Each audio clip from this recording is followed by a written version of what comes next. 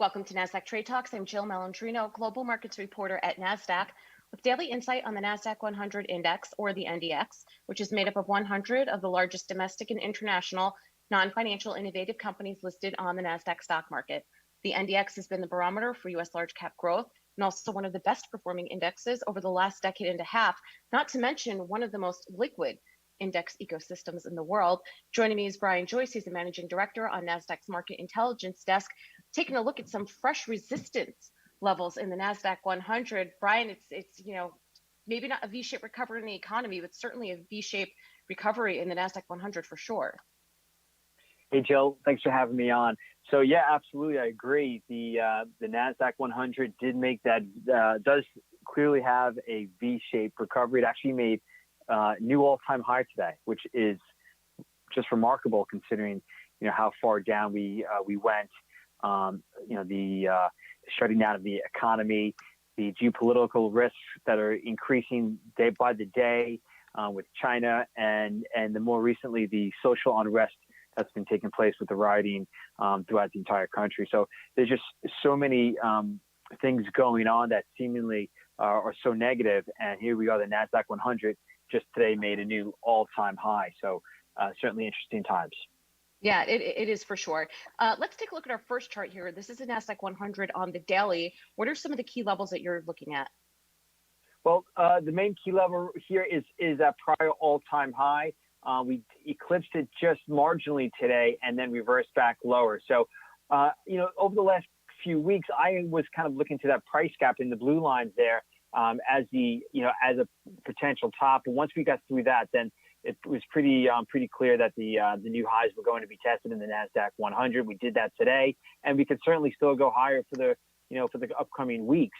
But while the breadth looks good relative to the lows since March, just yesterday we had 18% of the index making 6-month highs, 24-week highs. We haven't seen that since February, but relative to January and February, the index was about 35% of the index was making fresh 6-month highs back then. So there's two ways to look at that breadth. I think near term it looks good, but when you compare it to when we were at these same price levels back in January and February, the breadth is about half as good as what it was back then. So I wouldn't be surprised, and I may have been saying this for a week or two now, but I wouldn't be surprised if we are now going to see some consolidation. We did see it at that price gap in early to mid-May, and then we finally got through it in March higher. I wouldn't be surprised if we have some consolidation here again.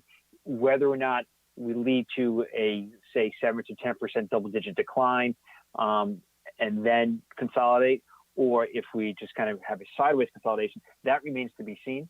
But certainly, you can say the overall move up about 44% in the Nasdaq-100 off of the March low. So just a phenomenal uptrend in about 10 weeks period of time.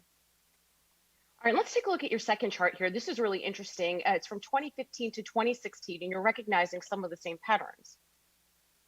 Yeah, well, what's worth noting is, and as I had mentioned to you earlier, that I had initially highlighted this chart in March before we had even bottomed in a separate presentation, and just as a potential roadmap as to where the markets could go when they do recover. One of the things we looked at was 1987, which after a 35% decline in the broad indices, they rallied about 20% back in about a week, not even 2 weeks time, and then spent the next 4 or 5 months in a sideways consolidation. We've obviously doubled that kind of move this time around, but from 2015 back in 2015, 2016, the markets made a significant high back then in May of 2015. A lot of global indices were down about 30% that summer into early 16. And here in the U.S., what happened? We had a steep sell-off in the summertime. The Nasdaq-100 lost 19%. It then gained all of that back and made marginal new highs, which is what we're doing right now with a 25% gain, as you can see it labeled there. And then it rolled back over later in the year around November or so, and then bottoming out in February of 2016. Now, when the Nasdaq-100 bottomed here, you can see it made a higher low versus what it did 6 months earlier in the summer of 15. But the Russell 2000 made a significant lower low. Its high to low move was about a 29% decline. The S&P 500 lost about 15–16%. It also made a modest lower low. It went modestly lower than what it did in 2015. So, every time is different, and we'll just have to wait and see how this plays out. But just because the Nasdaq-100 today is breaking out to new highs, doesn't necessarily mean we're in the all clear. And I guess that's the point of this chart right here.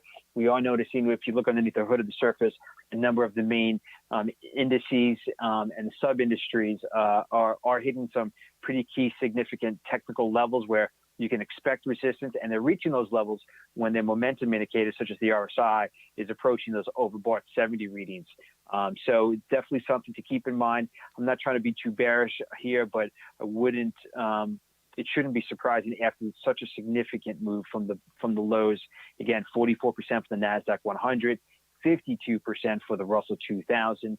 I think the S&P is up about 43%, but it shouldn't be a surprise if we then enter, or now we're about to enter, a period of consolidation.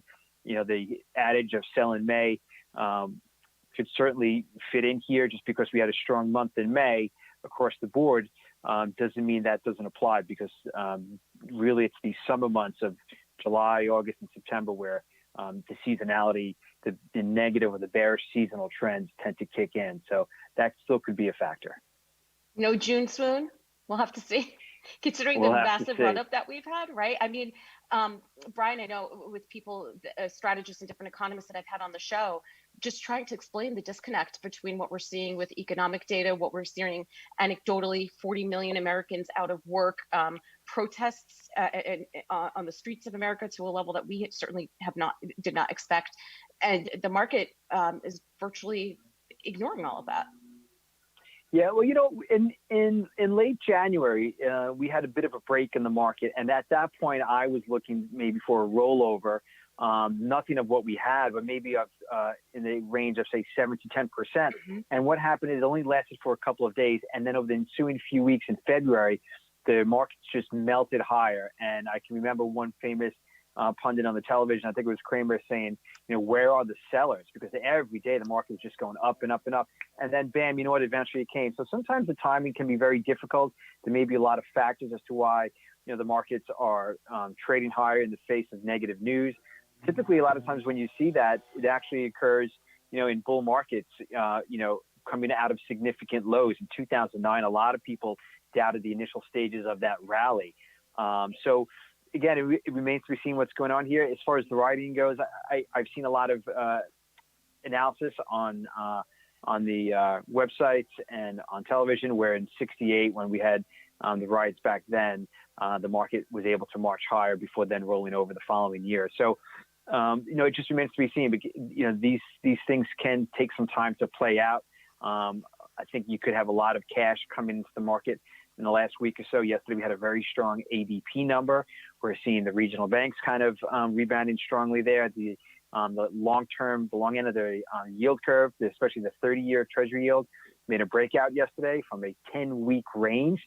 So that can usually indicate that the beginning of a longer-term trend. If that's the case, and you'll see the yield curve steepening, and that's a positive for banks, and they've been beaten down considerably. And so anybody looking to find something at a more attractive valuation, we know growth's been performing value by a significant measure. At the end of May, the ratio of growth over value hit its highest level ever.